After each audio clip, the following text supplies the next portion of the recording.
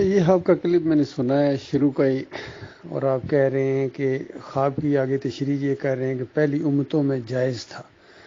یہ آپ کے دماغ کے اندر جائز ہے، امتوں میں کبھی بھی جائز نہیں رہا ہے۔ نبی علیہ السلام نے فرمایا لعن اللہ الیہود والنصارى اتخذوا قبور الانبیاء والصالحین مساجدہ، یعنی یہود و نصارہ کے اوپر اللہ کی لعنت، اور لعنت اس وجہ سے کہ یعنی ان لوگوں کے اوپر لعنت جنہوں نے اپنے انبیاء اور صالحین کی قبروں کو سجدہ گاہ بنا لیا تھا۔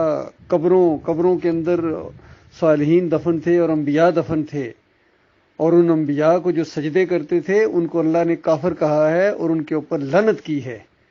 آپ کے دماغ کے اندر یہ سجدہ ہے، قرآن کی تشریح آپ غلط کر رہے ہیں۔ اللہ سے ڈریں، ذرا بھی آپ کو اللہ کا خوف نہیں ہے۔ اور تھوڑا سا اپنا تعارف کرا دیجیے۔ میرے ایک اندازے کے مطابق جو میں نے آواز تھوڑی بہت پہچانی ہے وہ نور اللہ صاحب ہیں، جو ادھر کہیں سرحد وغیرہ کے نور اللہ۔ باقی میں 100% نہیں کہہ سکتا ہوں، 99 مجھے ایسا وہ لگ رہا ہے کہ آپ وہ ہیں۔ تھوڑا سا تعارف کرائے کہ آپ باقی وہی ہیں، اور وہی ہیں تو بہت ہی افسوس کی بات ہے کہ کیا آپ نے سیکھا قرآن سے۔ آپ کو پھر قرآن کی فہم کی ہوا بھی نہیں لگی ہے کہ یہ ایک عزت اور احترام کا انداز تھا، تعظیم کا ایک انداز بتایا گیا ہے، اور اس کی تشریح کھول کے یعقوب علیہ السلام نے بتائی ہے سورہ یوسف آیت نمبر 6 کے اندر۔ قرآن کی بعض آیات بعض کی تفسیر بیان کرتی ہیں، اسے معنی اخذ کیا جاتا ہے۔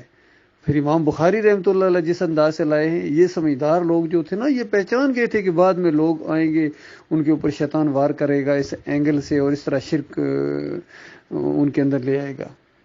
صحابہ اکرام کے دور سے یہی معاملہ ہے۔ عمر بن خطاب نے وہ درخت اکھڑوا دیا کہ انہوں نے کہا اب تو ہے، لیکن بعد والوں کو کیا بنے گا، وہ تو پوجنا شروع ہو جائیں گے۔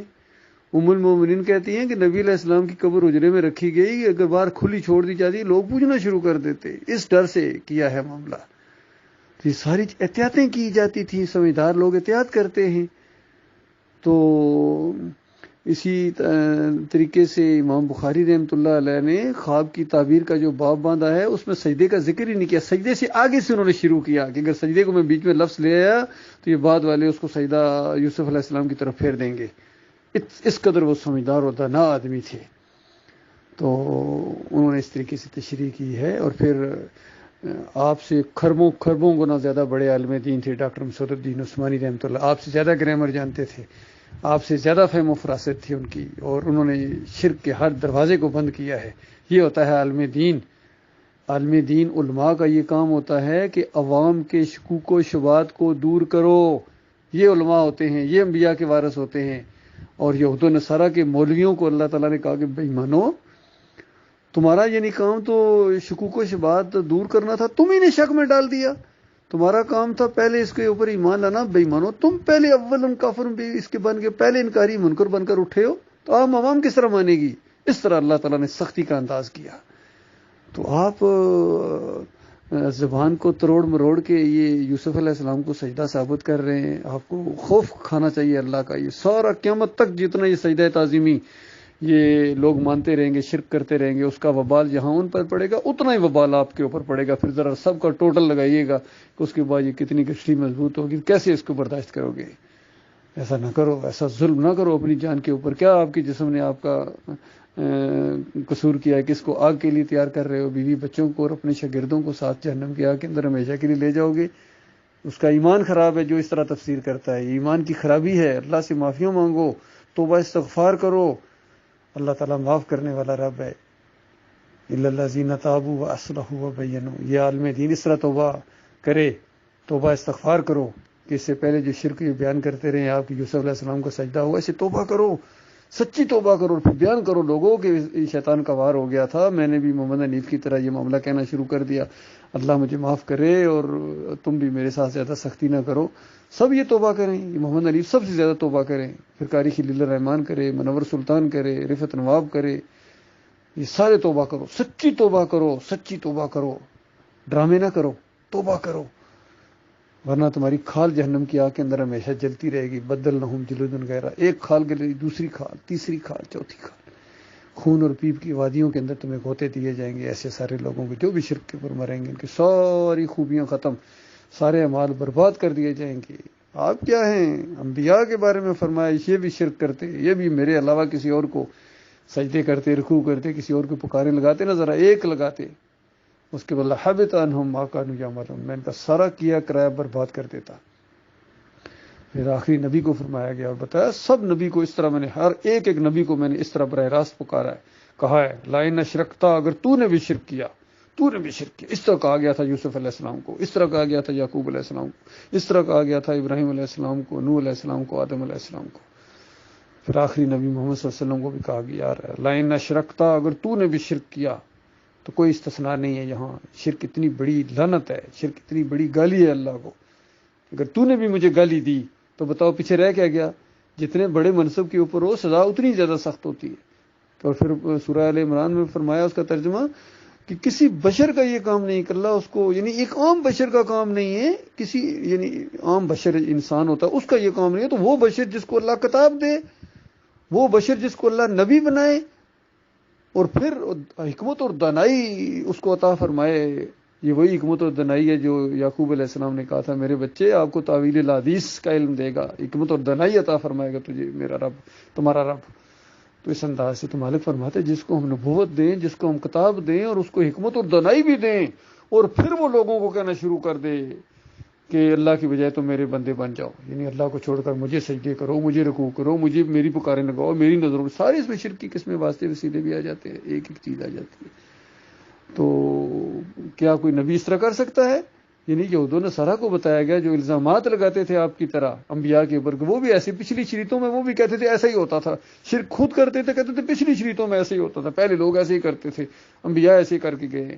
تو ان کو بتایا گیا کہ بے ایمانو کچھ ہوش ہے تمہیں، کیا کہہ رہے ہو، انبیاء کے اوپر الزام لگا رہے ہو، کسی بشر کا یہ کام نہیں، اللہ اس کو نبوت عطا فرمائے، دانائی عطا فرمائے، کتاب دے، اور پھر وہ لوگوں کو کہے کہ اللہ کو چھوڑ کر میرے بندے بن جاؤ، مجھے سجدے کرو، کبھی ہو ہی نہیں سکتا ہے، کبھی ہو ہی نہیں سکتا ہے۔ اور سورہ مریم کی 58 نمبر آیت کو پڑھیے کبھی، اس میں نص ہے وہ قرآن کی، سارے انبیاء کا ذکر کیا کہ سارے انبیاء اس طرح کرتے تھے، جب ان کے سامنے اللہ کی آیات آتی تھیں، اللہ کی نشانیاں آتی تھیں، وہ میرے سامنے مالک فرماتا ہے دڑام سے سجدے میں گرتے تھے اس طرح۔ تو یہ اللہ کی نشانی ہے۔ اللہ کی نشانی کیا ہوتی ہے معلوم ہے؟ آیات کیا ہے؟